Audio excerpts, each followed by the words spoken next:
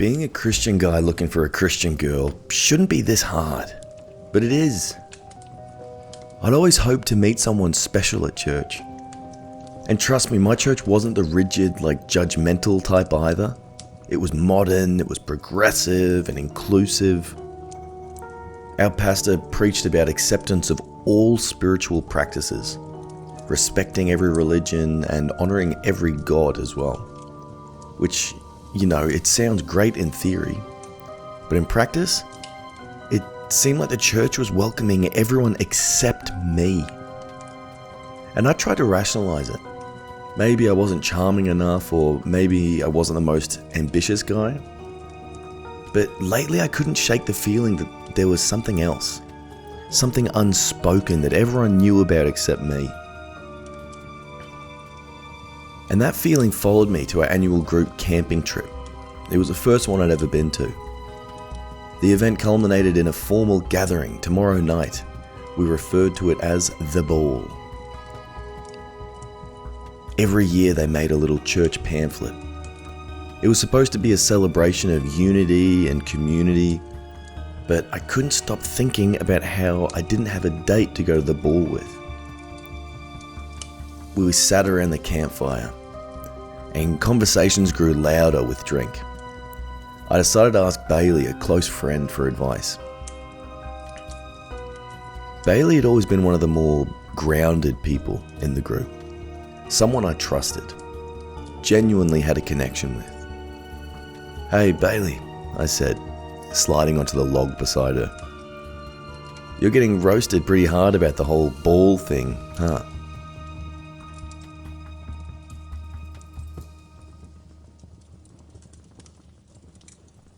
Turns out there'd been a word misspelt in the pamphlet, and guess who was in charge of that? She groaned, rolling her eyes. "If I hear one more person make a joke about that typo..." "I'm not here to tease you," I said, raising my hands in mock surrender. "But I actually wanted to ask you something." Her head tilted slightly. Curiosity piqued. "Bailey, how come none of the girls at church are interested in me?" Her expression froze for a moment, and she took a long sip from her drink before answering. "I don't know, maybe you're just not their type?" "Come on, Bailey, you know everything. Just be honest with me." She hesitated, clearly uncomfortable. "Well, okay. Me and Katie were texting about it recently. She had this, list of reasons." "A list?" I asked. "What kind of list?" She shrugged, clearly wanting to change the subject. "Oh, you'd have to ask her." "Can you at least tell me what's on it?" "Nope," she said firmly. I begged her, but no. Eventually she sighed and said, "Fine. I'll send you a screenshot later, but you are not going to like it." That was the end of that part of our conversation. The rest of the night passed in a blur of laughter and clinking bottles, but her words lingered. I waited until everyone had gone to their tents before checking my phone. Right at the end of the night. And sure enough, Bailey had sent me the screenshot. The list was short, but each line hit harder than the last. Number 1, he needs a better job. Fair point. I'm just a part-time PE teacher. Not exactly lucrative work, but I love it. Number 2, he drinks too much. Okay, that's harsh. I wasn't a saint, but it's not like I was knocking back shots every night or anything. Number 3, and this is where my blood turned to ice. Number 3, if you date him, who are we going to sacrifice to Baal? I blinked at that last line, certain I'd misread it. Maybe another typo. Baal? Like the ancient god from mythology? It had to be a joke. But the more I thought about it, the less funny it seemed. Something about the word Baal sent a chill through me. I grabbed the trip pamphlet from my bag, flipping through it until I found the page about tomorrow night's event. The visit to Baal, the typo we'd all been laughing about.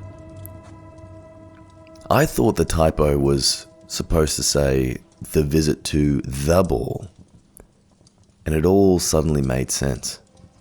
The typo wasn't it missing a word. The typo was the visit to Baal. I felt my stomach twist. The pastor's sermons about honouring all gods came rushing back, along with every strange thing I'd ignored. Odd symbols etched into the church's architecture I've never seen in another church before. The peculiar rituals that didn't quite align with any traditional Christian practice. And then there were the weird dietary preferences. I always thought it was weird how so many members refused to eat beef. A spiritual thing, they called it. Suddenly, the sound of a bull's cry echoed faintly in my memory. I couldn't tell if it was real or if it was off in the distance, outside my tent and off out in the woods. Now I was really getting scared. But before I could think too much about it, I heard footsteps outside my tent. Not just one pair of footsteps, not just two, there were dozens. The muffled crunch of boots on the forest floor surrounded me, surrounded my tent, growing louder with every second. Panic surged through my veins. My first thought was to hide, but there was nowhere to go. I was in a tent. And what is a tent? A flimsy barrier. And the people outside already knew I was here. They must have been watching me all night. The footsteps stopped abruptly, and for a moment, the world was eerily silent. Then I heard it again, and this time, I knew it wasn't my imagination. A deep, guttural bellow shattering the stillness. It was a sound unlike anything I'd ever heard. Half animal, half something else entirely. My tent flap was yanked open. A flood of light and shadow spilled in, revealing figures cloaked in dark robes. Their faces were obscured, but I recognized their voices. These were the people I'd prayed with, laughed with, called my friends. And Bailey was among them. "Get up," she said coldly, her earlier warmth replaced by something unrecognizable, mechanical. "Ooh, what's going on?" I stammered, though I already knew the answer. I just refused to believe it. "You've been chosen," she said quite simply. I tried to resist, but hands grabbed me from all sides, dragging me out into the open. The fire had been stoked into a towering inferno, its flames casting flickering shadows across the clearing.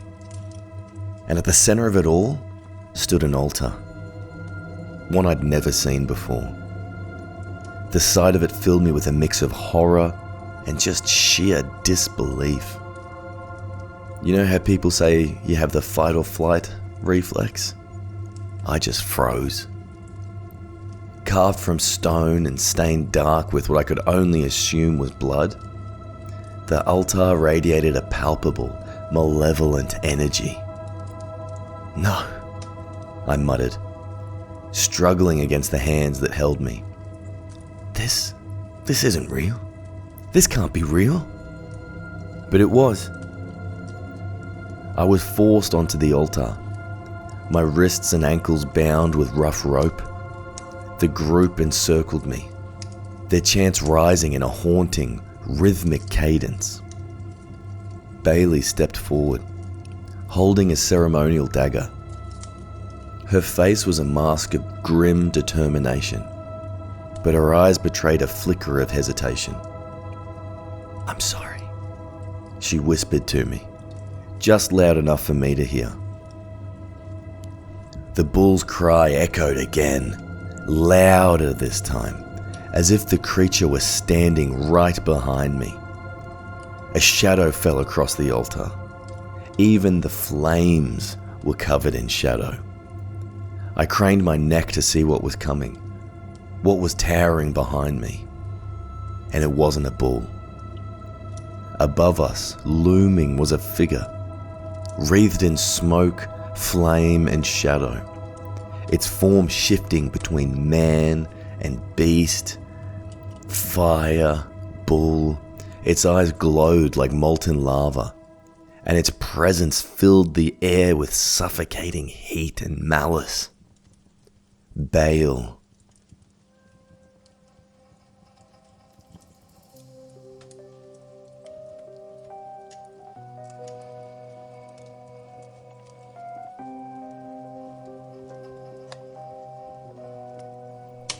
The chants grew louder, faster. Bailey raised the dagger, her hands trembling.